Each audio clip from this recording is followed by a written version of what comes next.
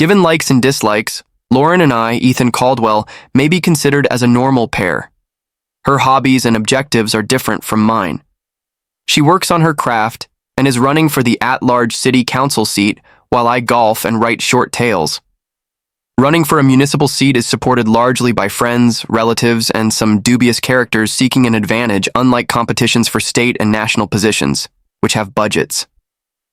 She's not as young as the old fogies paying bribes right now. Like every couple, ours vary in likes, dislikes, and pet peeves, and we don't always agree.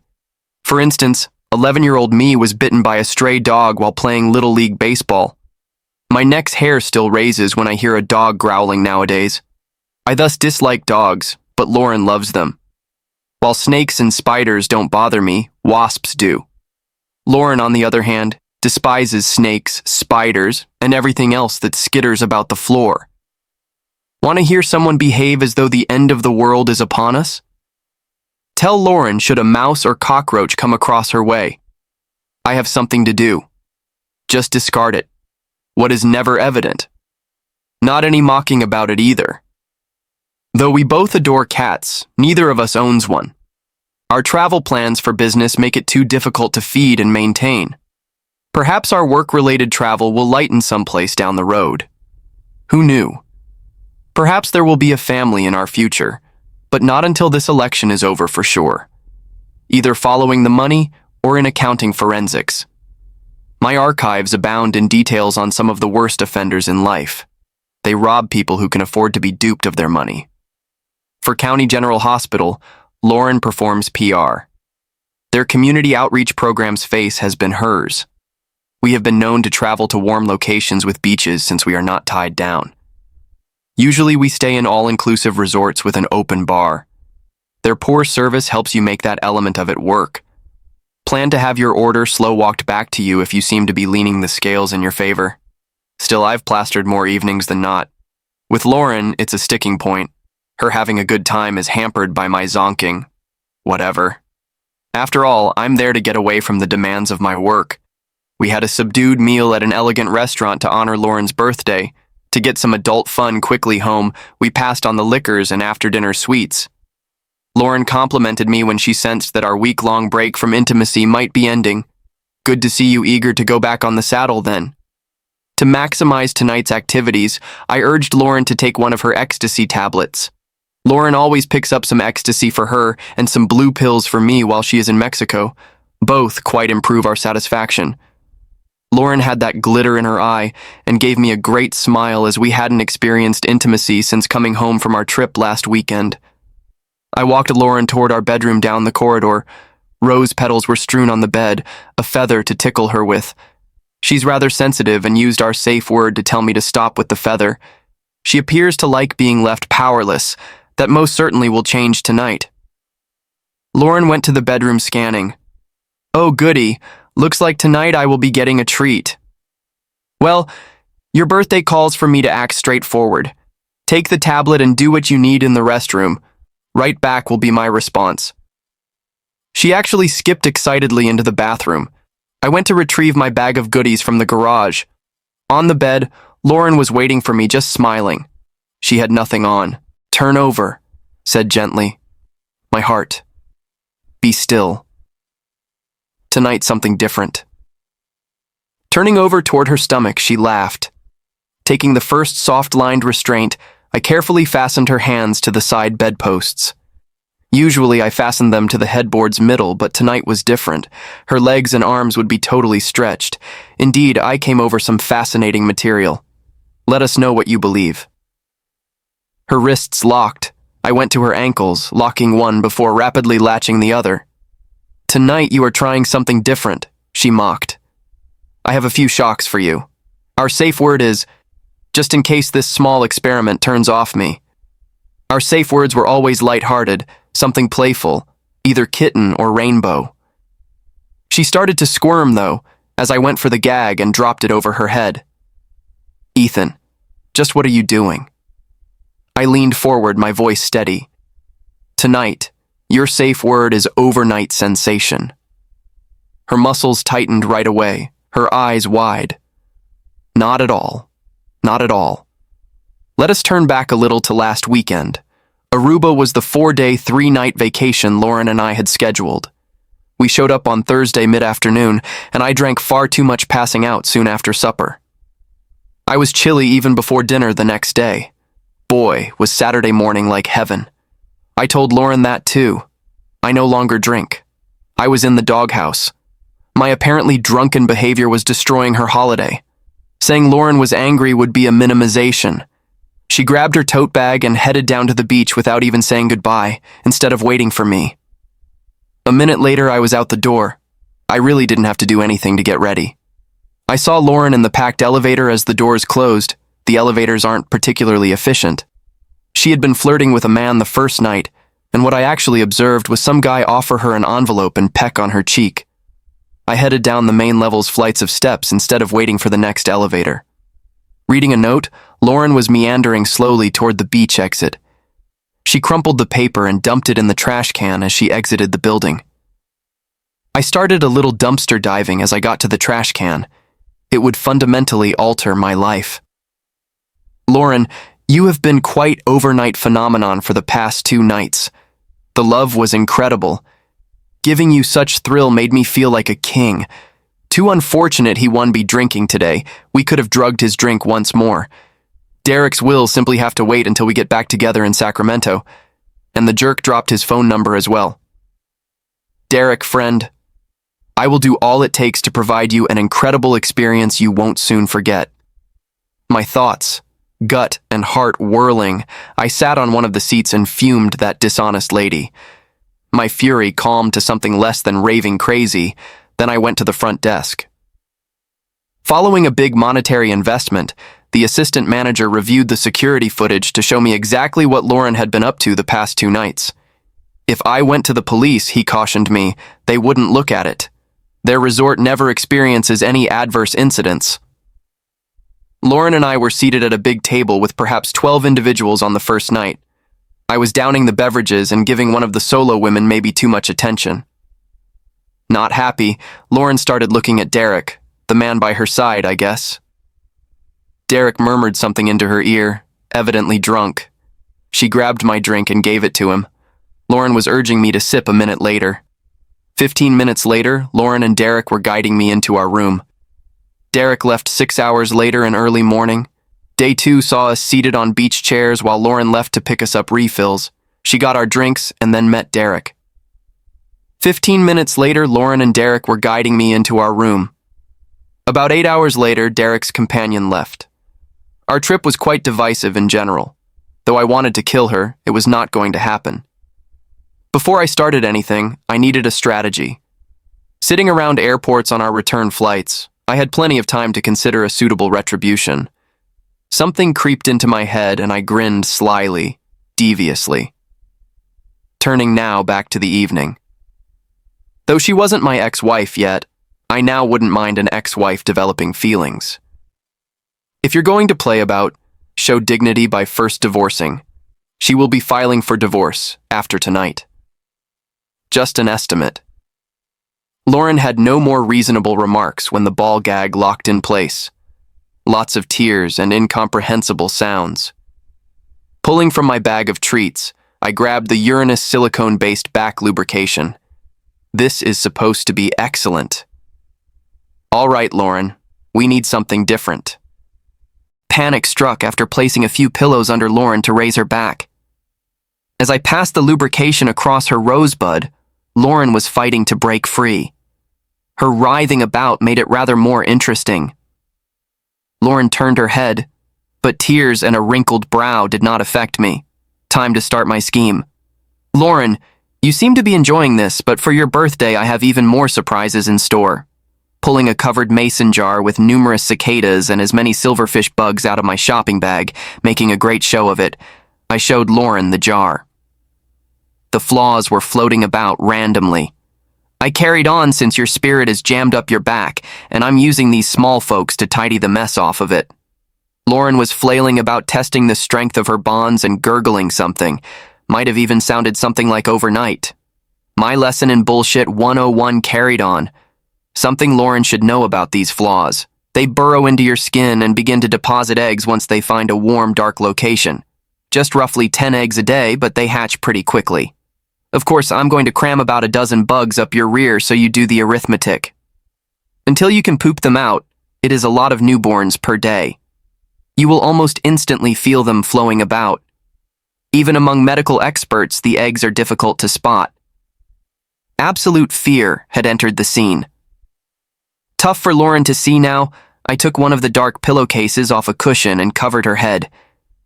Returning to my bag of goods, I replaced the jar of insects with a mason jar containing my little torture liquid. Lauren heard the jar opening partly because I did so near her ear. Oh, these people seem eerie, passing for bug testers. Still protected in their jar were the bugs. Rather, I dipped the back beads into my liquid gel jar, lubrication gel mixed with prank itching powder. Some ambiguous advice on the package for the itching powder on avoiding almost every portion of your body. Neither time nor inclination to read it exist. Wait, let's sing now. Cheers your birthday. Good birthday, sweet cheating wife. Good birthday to you. Your first gift is here. As I dropped the beads down Lauren's back. She was bouncing around like a bucking bronco, giddy as she was. I would say a you or a yuck with every imagined bug. I used to be just plain nasty once. Oh, one is trying to get away. Back in you go, friend. After a bead plunge after a plunge of the beads as I pretended to stuff 12 bugs in. Every plunge carried another dosage of gel coated with irritating powder. I retrieved still another mason jar from my backpack after I was done. That one was empty. All done as I showed Lauren the empty mason jar and took off her pillow cover from her head. She was making every effort to break away.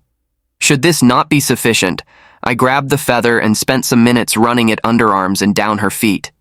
I ought to be videotaking this. Lauren was squeezing her back together very brilliantly.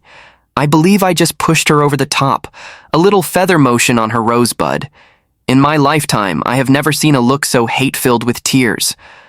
Oh well, you simply never know how your partner will respond upon learning you have been cheating. I'm going to fetch some beer. Reaching back in a little, I said I actually grabbed a beer, then carried the jar of bugs outdoors and let them go back into the wild. I have to admit that thing works. I had a little of the itchy power on my hand. I was itching my hand even after some intensive cleansing. If only somewhat, hand lotion seems to assist. About 30 minutes later, I realized Lauren was on her way toward crazy. My next line of action probably meant getting pummeled and bruised. What the devil? I repeated another feather attack. Guarding myself, I gently let Lauren's ankles free from the restraint straps. Then, kneeling on her right hand, I let off that strap but did not release her hand. I reached across, released her left hand, then jumped off the bed. Lauren tore a gag off while her other hand began to poke at her rear. You truly jerk, she yelled, swinging the ball gag at me, saying I promised to pay for this. I let her bite, kick, scrape, and flail on me about a minute. I turned aside her attempts to knock off my balls. She stopped to scratch away since her itchy back required some attention. I bear hugged her and started the trip towards the front door as both of her hands are occupied trying to remove imagined bugs from her back. Her claws were hurting me and she was kicking my shins. I wanted her to seem as the innocent victim, hence I pushed her away from me and jumped back into the house even though I could have easily hurt her by throwing her down hard on the cement. Locking the door left Lauren naked as the day she was born, out with the moths and insects. Ranting and raving, I might also say somewhat loudly. On my phone, all was recorded, including her death threats. Time to give someone a call for assistance. 911. What emergency do you have? After taking some sort of drug, my wife is now threatening to murder me. I was able to get her out of the house even though I am somewhat bleeding. She is talking insane about bugs and babies and my responsibility. She's totally lost it, so kindly forward the paramedics over. My address was confirmed. Then I was informed that paramedics and cops were on their way. From the window, I watched Lauren scooting across the grass, sort of what a dog does when its butt itches. She was still making no bones about how I was going to die and yelling obscurities.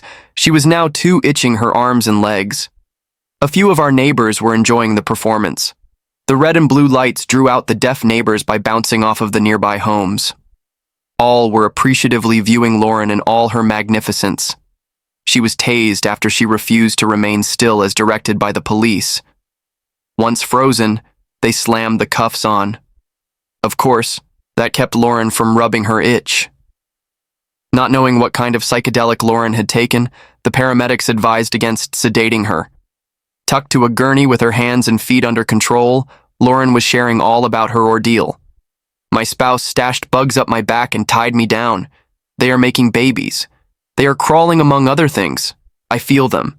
Get them out. I'm going to murder him. The respondents just rolled their eyes since they had most likely seen nutcases worse than this. Off went Lauren with the paramedics for County General Hospital. The police photographed my injuries as part of my statement. I told them of a busy night and how Lauren had taken ecstasy to heighten her enthusiasm. She then began spouting insane things and became angry. Told them she hooks, line, and sinker buys the medications in Mexico. They left me to take care of my own cuts. Said they had to arrest her for home violence. Having my permission makes no difference. Woo-oo, an extra advantage. She was also under accusation with resisting an arrest. Toss a controlled substance you have in hand and smug in the county. Those final two fall under crimes. I was clueless. She had been breaking the law for a few years already. Driven down to County General to play the role of the inquisitive and encouraging spouse, I wore considerably more bandages than were advised. My hands still hurt as I threw the goodie bag containing mason jars, beads, and itching powder in the garbage can at the hospital door. As they are, emergency rooms do not bend over backward for a drug overdose nutcase. She was down the triage tree far below. They had drawn some blood looking for the medicines involved. She still showed restraint. Her tranquility had come from whatever they had given via the IV. At least until she visited me, though. Indeed, that produced more of a chill-out effect. I was informed when they wheeled her out that they were scheduled to do a CT scan to unequivocally establish she was not bug-infested. I behaved in a worried manner. Before the attending physician reported back to me, it was most likely close to midnight. Best we know, Mr. Caldwell, your wife experienced ecstasy. This is not a reaction we have actually witnessed.